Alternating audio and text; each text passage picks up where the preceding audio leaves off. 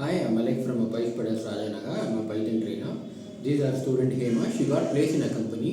Now she is going to share the experience about PySpiders.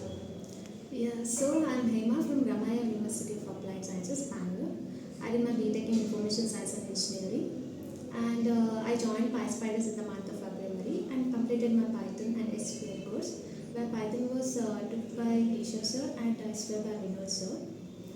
So after this, the main thing that helped me to get placed was the screening, presentation and all, where the presentation helped me to build my communications. And another thing was the aptic grooming, where I learned the aptitude questions and all, which was taken by Selva sir.